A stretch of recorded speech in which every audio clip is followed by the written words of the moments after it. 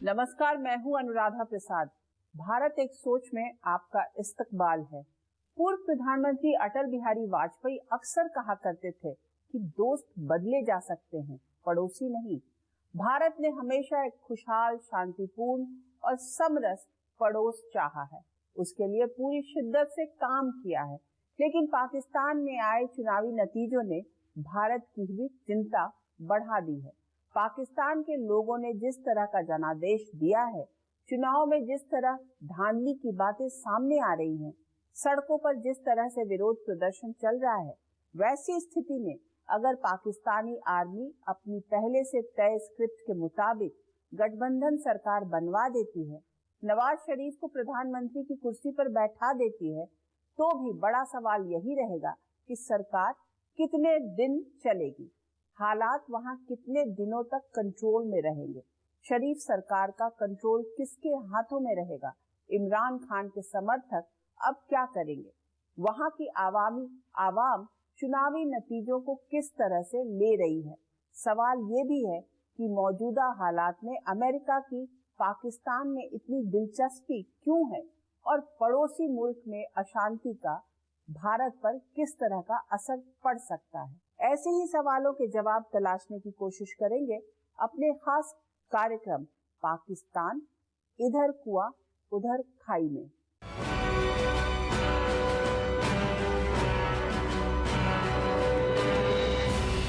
दुनिया के ज्यादातर हिस्सों में राजनीति के बड़े बड़े पंडित और कूटनीतिज्ञ पाकिस्तान में हुए चुनाव और उसके नतीजों के मायने निकालने की कोशिश कर रहे हैं। पहला सवाल तो यही है कि चुनाव में जीत किसकी हुई, इमरान खान की, नवाज शरीफ की, बिलावल भुट्टो की या फिर सेना की। इमरान खान जेल में बंद हैं। चुनाव से पहले उनकी पार्टी पीटीआई का इलेक्शन सिंबल जब्त कर लिया गया था।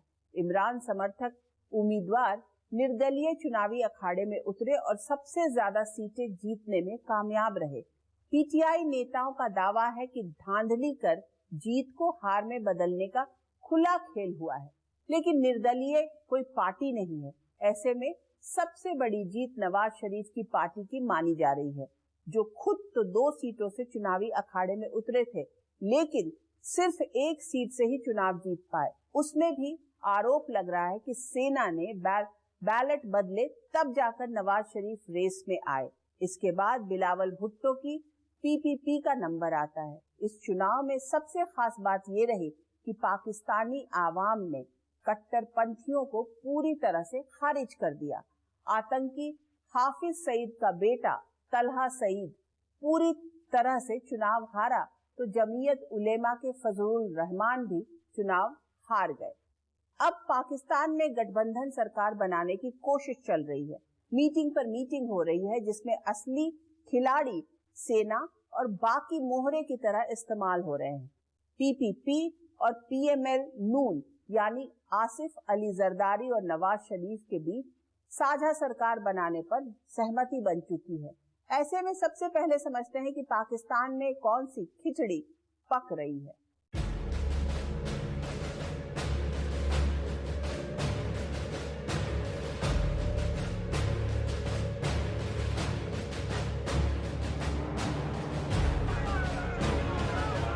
पाकिस्तान के कई शहरों में इमरान खान के समर्थक गुस्से में हैं।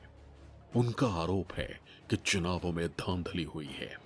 साजिश के तहत वोटों की गिनती में देरी की गई, जिससे उनकी जीत को हार में बदला जा सके और सेना के दुलारे नवाज शरीफ को प्रधानमंत्री की कुर्सी पर बिठाया जा सके। लेकिन अब तक जो जनादेश आया है, उसमें सिर्फ पाकिस्तान तहरीक इंसाफ यानी पीटीआई समर्थन वाले निर्दलीय उम्मीदवारों का आंकड़ा ट्रिपल डिजिट में पहुंच पाया। नवाज शरीफ और बिलावल भुट्टो की पार्टी डबल डिजिट में ही सिमट गई। पीएमएलएन और पीपीपी में गठबंधन के लिए सहमति की बात निकलकर सामने आई है। दूसरी पार्टियों को साथ जोड़कर बहुमत के आंकड़े के इंतजाम की कोशिश चल रही है। नवाज शरीफ ने एक इत्तेहादी हुकूमत बनाने का तो ऐलान किया है, लेकिन पीपल्स पार्टी ने कहा है कि हम नवाज शरीफ के होते हुए किसी मखसूस हुकूमत में शामिल नहीं होंगे। नवाज शरीफ के लिए इतना आसान नहीं होगा जितना वो पहले समझते थे कि आसान होगा। बिकॉज वो 2/3 मेजॉरिटी की बात कर रहे थे, लेकिन अब हमने जिस तरह से रिजल्ट्स में देखा है बहुत क्लियर एंटी नवाज वोट है। पाकिस्तान की नब्ज समझने वाले विशेषज्ञों का मानना है कि हुकूमत उसी की बनेगी जिसके सिर पर सेना का हाथ होगा। ये पाकिस्तान में सेना की ताकत ही है जो इमरान खान को सत्ता से उखाड़ फेंकती है। शहबाज शरीफ की गठबंधन सरकार बनवाती है, नवाज शरीफ को लंदन से वापस लाकर मुल्क की राजनीति में आगे करती है और उन्हें प्रधानमंत्री बनाने के लिए गठबंधन की स्क्रिप्ट तैयार करती है। नवाज शरीफ की आर्मी से दोस्ती और दुश्मनी दोनों का रिश्ता रहा है। पाकिस्तान में सेना कितनी ताकतवर है इसका अंदाजा इस बात से लगाया जा सकता है कि कल तक गठबंधन के लिए नानुकुर करने वाले भी अब गठबंधन की बातें कर रहे हैं। गरीब का चूल्हा जलेगा इंशाअल्लाह। हालांकि राजनीति में कब कौन पलट जाए ये कहना बहुत मुश्किल है। बिलावल भुट्टो के दिमाग में क्या चल रहा है ये अंदाजा लगाना भी मुश्किल है। पाकिस्तान के एक न्यूज चैनल से बातचीत में बिलावल ने कहा कि उन्हें नवाज शरीफ या शहबाज शरीफ के साथ बैठकों की जानकारी नहीं है। टीडीपी समर्थन वाले निर्दलीय उम्मीदवारों ने पंजाब प्रांत में नवाज शरीफ की पार्टी को कड़ी टक्कर दी है। सिंध में बिलावल की पार्टी मैदान मार चुकी है। खैबर पख्तूनख्वा में इमरान खान की पार्टी पीटीआई के समर्थन वाले निर्दलियों ने प्रचंड जीत हासिल की है। वहीं बलूचिस्तान में किसी को स्पष्ट बहुमत नहीं मिला है। पंजाब जहाँ पे उनका बेस था, कई उनकी बड़ी ट्रेडिशनल जगहों से उनको लॉस मिला है। बहुत सारे उनके कैंडिडेट जो बड़े ट्रेडिशनल कैंडिडेट्स हैं वो हार गए हैं। तो एक बड़ा एंटी नवाज वोट हमें नज़र आया है through out Punjab, which is the main hub. So it's not going to be that easy for him or for that matter anyone else to form the next government in Pakistan.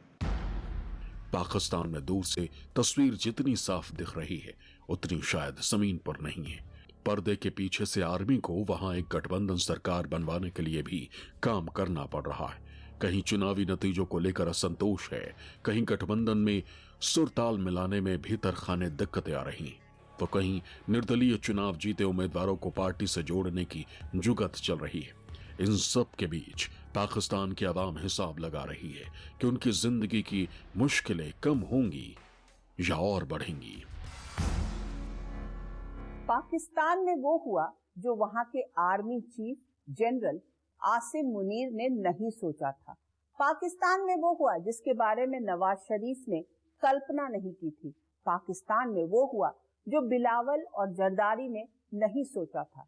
चुनाव में निर्दलीय इतनी बड़ी ताकत बन जाएंगे इसका अंदाजा किसी को नहीं रहा होगा, शायद खुद जेल में बंद इमरान खान को भी नहीं। अब मंथन ये हो रहा है कि इमरान समर्थक निर्दलीय उम्मीदवारों के पास क्या विकल्प है। अगर पाकिस्तान के इतिहास को पलटा जाए तो साल 1985 के चुनाव में भी ऐसी ही स्थिति पैदा हुई थी। तब जनरल जियाउल हक ने सभी राजनीतिक दलों पर प्रतिबंध लगा दिया था। ऐसे में उम्मीदवार निर्दलीय ही चुनावी अखाड़े में उतरे। बाद में सभी विजेता उम्मीदवारों ने पाकिस्तान मुस्लिम लीग की छतरी तले सरकार बनाई। अब सवाल उठता है कि इस बार निर्दलीय सबसे बड़ी ताकत है तो क्या होगा। पाकिस्तानी मीडिया के मुताबिक चुनाव जीतने वाले निर्दलीय उम्मीदवारों के सबसे बड़े नेता जेल में हैं। उन्हें कंट्रोल और गाइड करने वाला कोई नहीं है। ऐसे में भीतर खाने खबर है कि इमरान समर्थक निर्दलीय उम्मीदवारों के बिखरने यानी किसी न किसी राजनीतिक दल में शामिल होने के चांस ज्यादा हैं।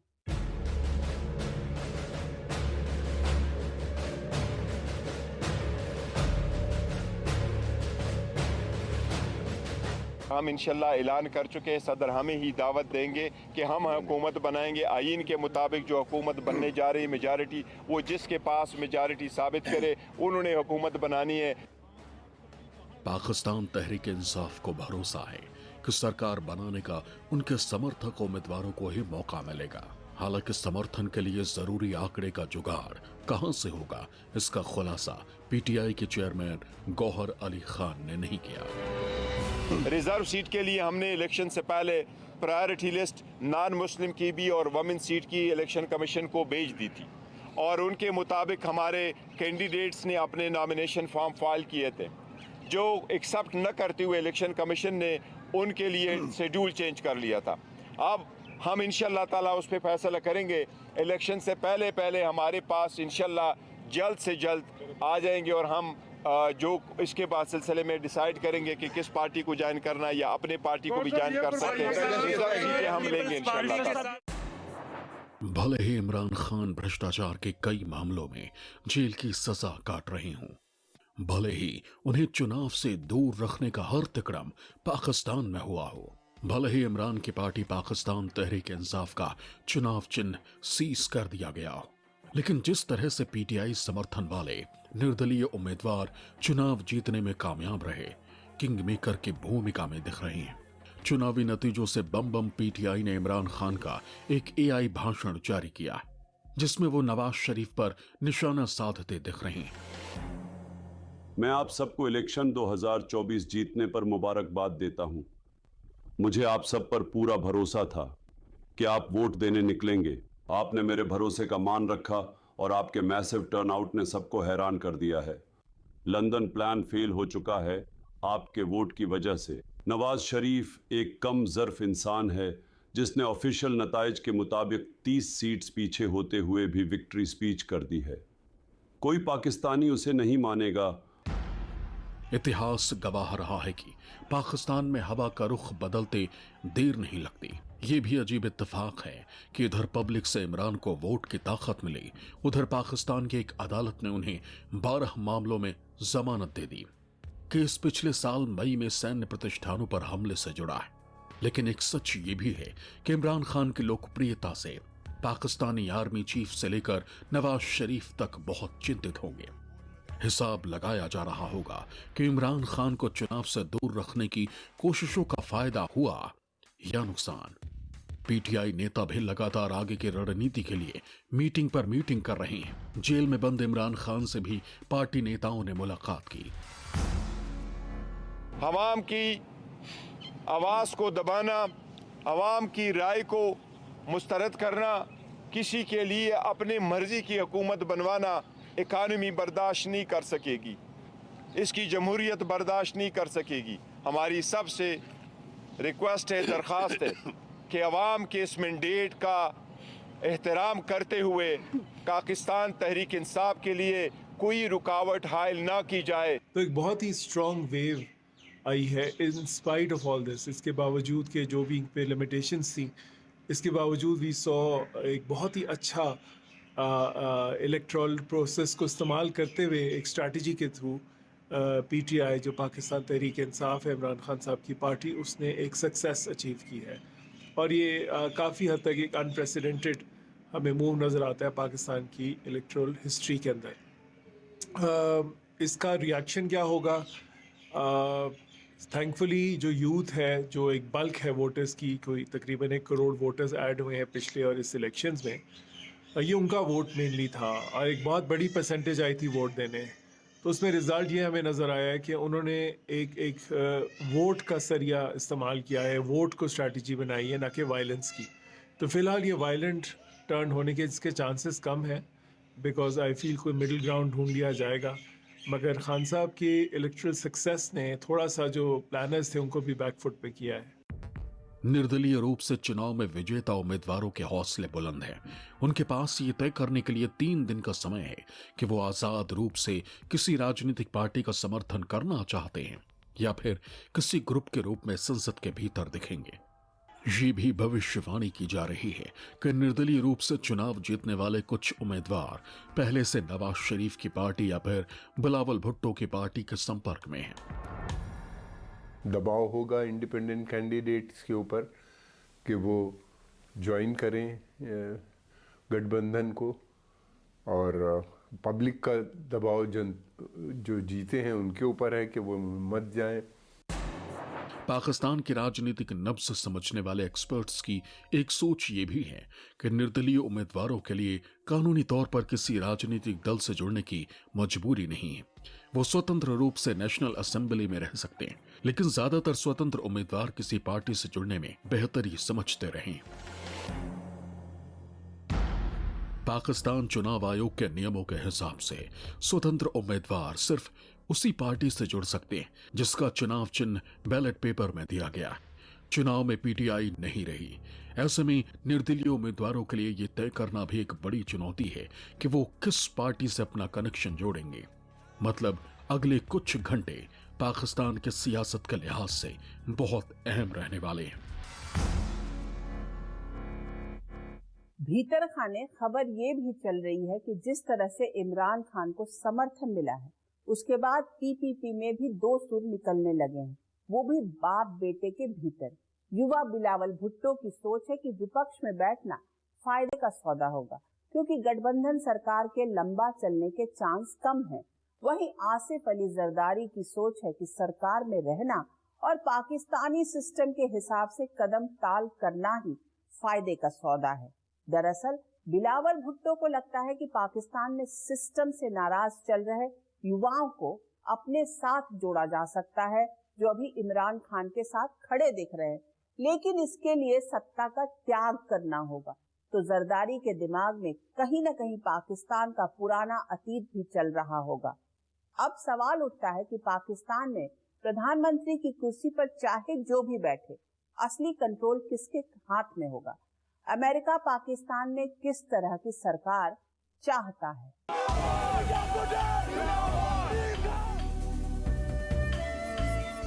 पाकिस्तान में चुनावी नतीजों की गहमागहमी, विश्वास और अविश्वास के बीच वहां के army chief general Asim Munir की पहली प्रतिक्रिया सामने आई, जिससे अंदाजा लगाया जा सकता है कि मौजूदा हालात में वहां की आर्मी क्या चाहती है। जनरल आसिम मुनीर का कहना है कि 25 करोड़ की आबादी वाले विकासशील पाकिस्तान के लिए बंटवारा और अराजकता ठीक नहीं है। चुनाव हार जीत का मामला नहीं है, बल्कि ये लोगों के जनादेश को निर्धारित करने के एक कवायद है। मतलब जनरल मुनीर चाहते हैं कि जो चुनावी नतीजा सामने आया उसे सियासी पार्टियां चुपचाप कबूल करें और आगे के मिशन में जुट जाएं। पाकिस्तान में जिस तरह का जनादेश आया है उसमें वहां के आर्मी चीफ और खुफिया एजेंसी ISI के लिए अपने हिसाब से गोटियां चलने का पूरा मौका है। गठबंधन की स्क्रिप्ट भी माना जा रहा है कि आर्मी की ओर से तैयार की गई है, जिसमें सभी मोहरे की तरह पहले से तय स्क्रिप्ट के हिसाब से अपना अपना किरदार निभाते दिख रहे हैं। लगता तो कुछ ऐसे ही है, क्योंकि पाकिस्तान में वही होता है जो अमूमन कहते हैं कि मंजूर फौज होता है। तो फौज जो है पाकिस्तान में चाहती थी कि नवाज शरीफ ही प्रधानमंत्री बने, क्योंकि इसीलिए उनको लाया गया है। और नवाज शरीफ का और आर्मी के संबंध अच्छे हैं, लेकिन इमरान खान के संबंध जो हैं, मुनीर साहब जो उनके chief of the army staff हैं, उनसे बहुत ही ख़राब रिश्ते हैं। तो ऐसी हालात में लगता तो यही है कि फ़ौज जो चाहेगी वही होगा, और फ़ौज चाहती है कि नवाज शरीफ ही प्रधानमंत्री बने। पाकिस्तान को चलाने में जो भी फैक्टर अहम भूमिका निभाते रहे, उसमें हर सांचे में जनरल आसिम मुनीर बिल्कुल फिट बैठते दिखते हैं। वो पेशेवर सैनिक है, वो अपने नाम के आगे सैयद लगाते, हाफिज की पदवी भी उनके पास है।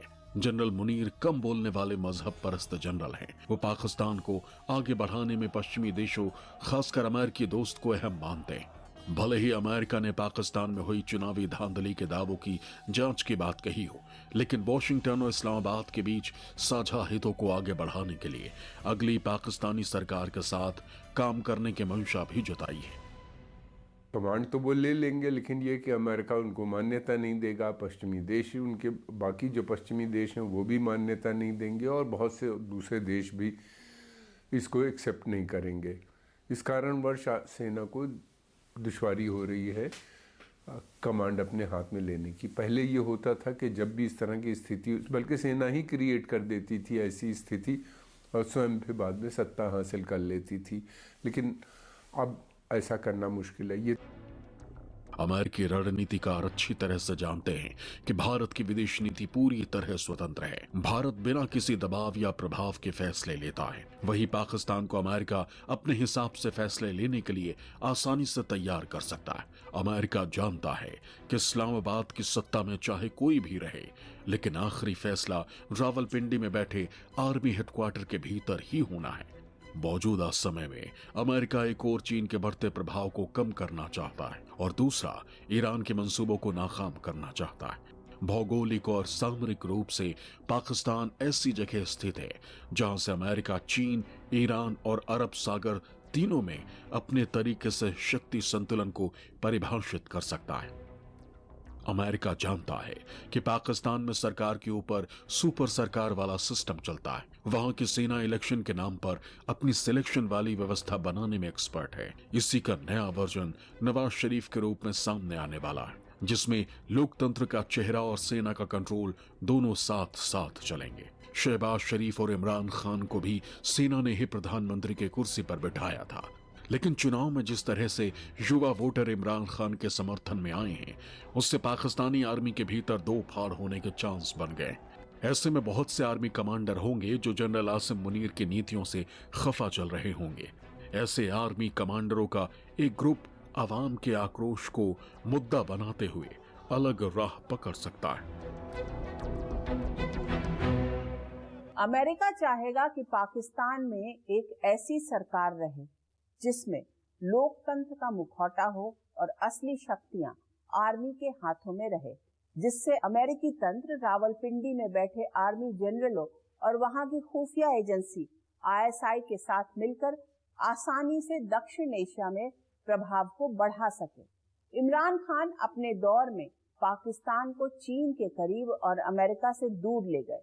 खुद को सत्ता से बेदखल किए जाने का आरोप भी इमरान ने अमेरिका पर ही मढ़ा। आज की तारीख में अमेरिका का वर्चस्व पूरी दुनिया में कम हुआ है। मुस्लिम वर्ल्ड में अमेरिका की पैठ कम हुई है और ईरान एक बड़ी चुनौती के साथ ऊपर उभरा है। ऐसे में अमेरिका भीतर ही भीतर चाहेगा कि पाकिस्तान की मदद से ईरान को कंट्रोल किया जाए। पाकिस्तान में कमजोर पड़ चुके कट्टरपंथियों को भी भीतर खाने मदद देने का विदेशी खेल फिर से शुरू हो सकता है। भारत के लिए सबसे बड़ी चिंता की बात यह है कि अगर पड़ोस में आग लगेगी या गृह युद्ध जैसे हालात होंगे तो उसका असर पड़ना तय है।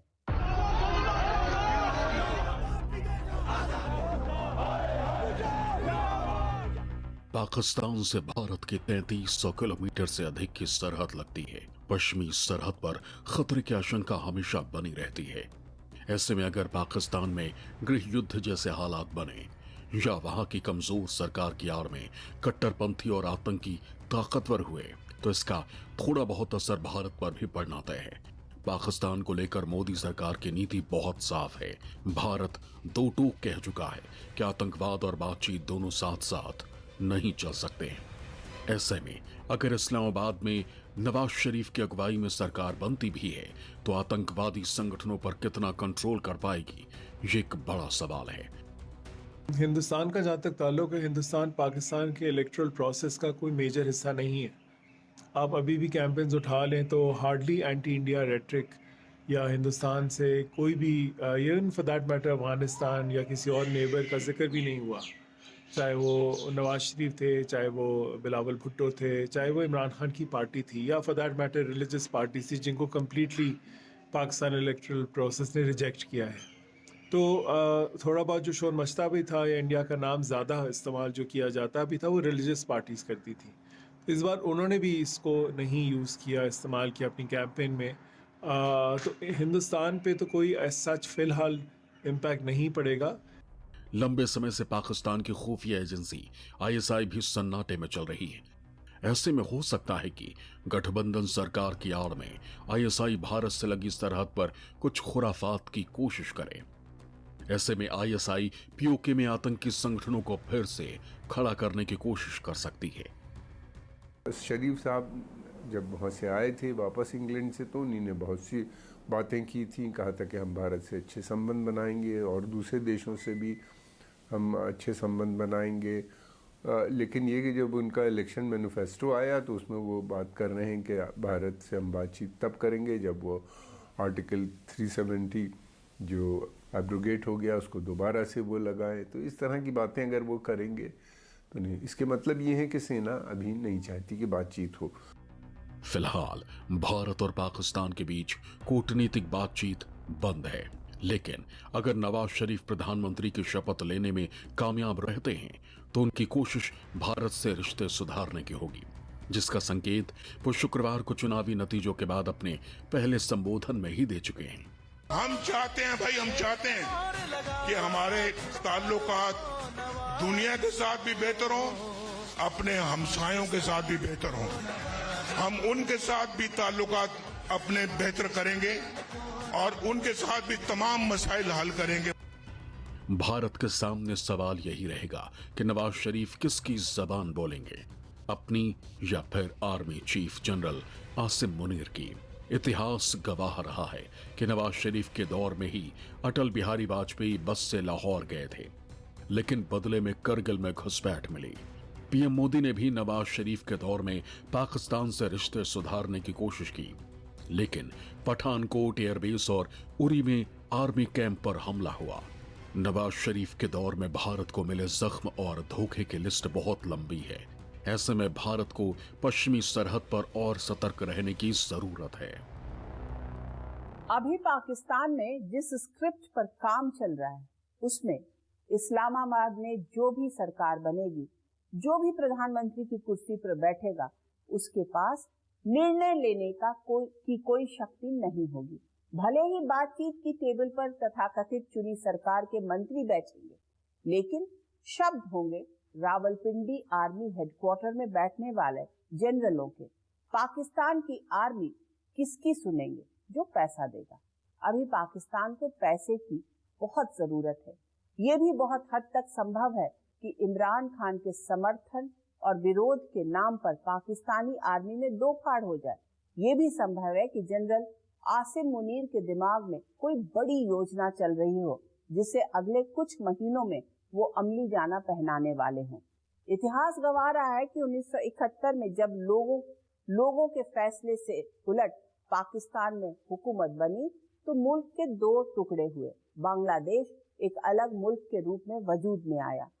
पड़ोसी पाकिस्तान एक ऐसे मोड़ पर खड़ा है जहां एक ओर कुआं और दूसरी ओर खाई वाली स्थिति दिख रही है। आज के इस एपिसोड में इतना ही। फिर मिलेंगे आपसे किसी मुद्दे के साथ जिसे जानना और समझना हम सबके लिए जरूरी होगा। निष्पक्ष खबरों के लिए आप देखते रहिए न्यूज़ 24। नमस्कार।